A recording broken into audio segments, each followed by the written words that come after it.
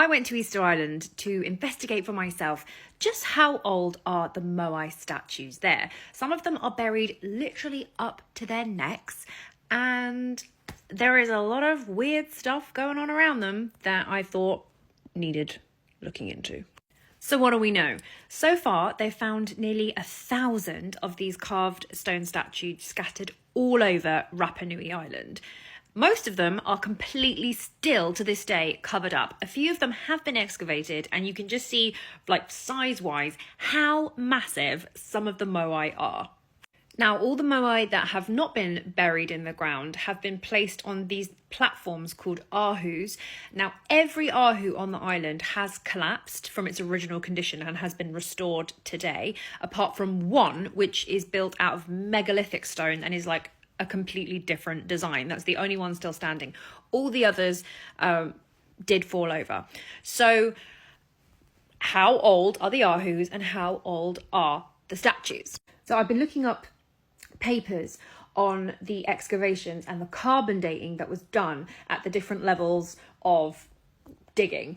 They dug down 5 meters around some of these statues, and they carbon dated all from it, and they got various dates, but they are all within the last 1,000 years. From like 900 AD is like one of the earliest carbon dates that's coming out from around the bottom here, and they go all the way up to like, well, modern day at the top. Carbon dating says pretty much the same thing for the ahus as well. It's around 900 AD, so that's why we can predict with a good guess that around 900 AD was when the Rapa Nui people arrived on the island, started settling, moving stuff about and living. However, there are a few factors that we need to consider when looking at this whole picture because they are food for thought. Okay, number 1, there is evidence of recycling moais to use in the base of the ahus. As you can see here, this is the head of an old moai being used to make part of a wall.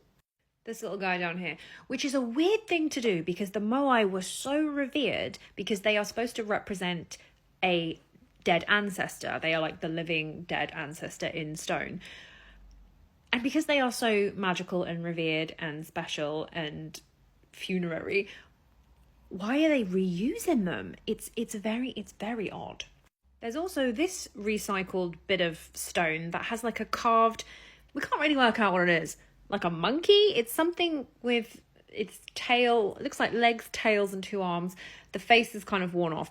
Anyway, there's nothing else sort of carved like this on the island, like image wise. Normally it's birds and moai, or sort of, it's an odd bit of imagery that doesn't really align with anything else on the island, and it's been recycled.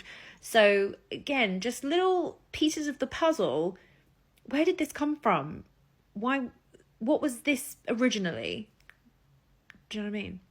Now, in one of the papers, this is the carbon dating evidence of human presence and its age. And there is a piece of evidence for a human presence 2,400 radiocarbon years old. And I couldn't see in the paper what that was referring to, but it's in there. It's in the test results. Okay.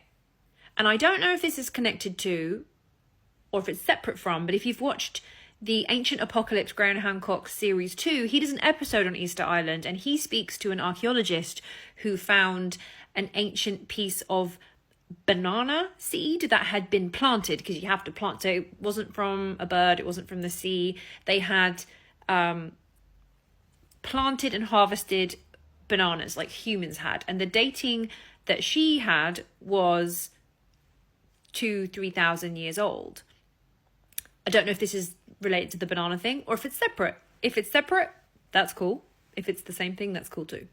I've actually just read this graph properly, and look at the dates down there. There is 1, 2, 3, 4, 5, 6. There are 6 pieces of evidence of human presence, radiocarbon dated before 1,200 years ago. Hang on a second. I think I need to reread this whole thing. Okay, that's a lot of human evidence that predates the arrival of the Rapa Nui. What? Now, this guy is the only Moai on the island that is in this position. He's kneeling. He's got legs. He's the only legged Moai. Why is there only one? Is this a test of one? They were like, nah. Or is this another version that there are many other of? We just haven't found them yet? Or was this brought here? It's very interesting that this position of statue is quite popular in other places in the world in ancient stonework. The other weird anomaly is Vinapoo, which is this megalithic ahu that is unlike any other ahu that is on the island. It uses a completely different stone making technique. The stone is also ridiculously huge, and the archaeologists and the tour guides there said that they don't know how they would have achieved this level of stone cutting when they didn't have any metals or metal tools. They just had stone to cut stone. So this is incredibly impressive. Now, the carbon dating from around the Ahu, again, came out around 1200 AD. But popping the carbon dating aside for a moment, this is so similar to some of the stuff that's going on in Cusco and in other areas in Peru and Southern America. And there is questionable dating around the walls on those sites, saying that basically it looked like they were pre-Inca. So if this stone matches that stone and that stone proves to be older, do you see what I mean? There's a link here. So either this is 1200 AD and this is in the style of the Inca, and there was some sort of connection going on with South America and Rapa Nui that we are only just discovering. We do have DNA evidence that backs up that South America, Native Americans were having schmecks with people in Rapa Nui, and they've got 10% South American DNA in ancient Rapa Nui DNA. So we know that they physically were connecting because they were physically making babies. So maybe they were also sharing ancient stone knowledge as well. That makes a lot of sense.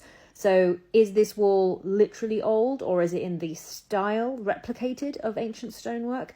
The picture's very big, it's very messy. The puzzle it's doing my head in. It's keeping me up at night.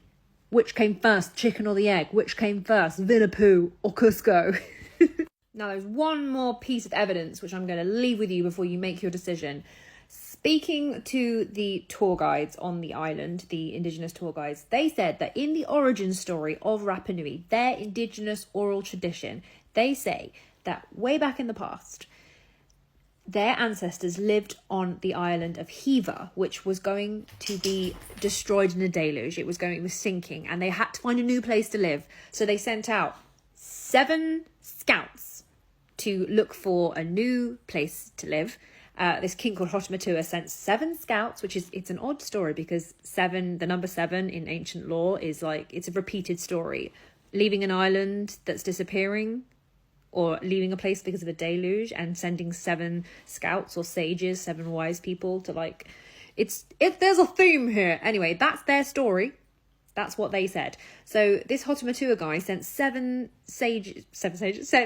guys or girls, 7 scouts out to look for a new place to live, and they headed to an island that they already knew existed because somebody knew about it. That's their story. So it wasn't that they sent the scouts out and then they stumbled across Rapa Nui. No, they headed there because they knew of it. Not that they knew exactly where it was, but they had.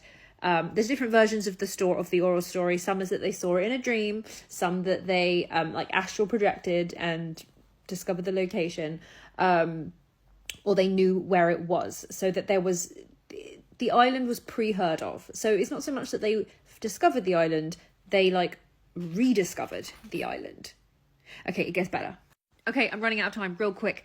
In this origin story, when the people of Rapa Nui arrived to start again their civilization on Rapa Nui, the king Hotematua sent people back for a Moai statue because they were like, great, we're going to live here. Go back and get the Moai statue and bring it back here, and we're going to make some more. So that means that the design of the Moai and the tradition of making stone Moais did not originate on Rapa Nui, according to their own oral tradition.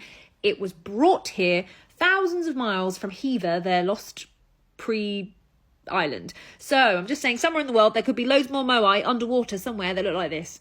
You're welcome.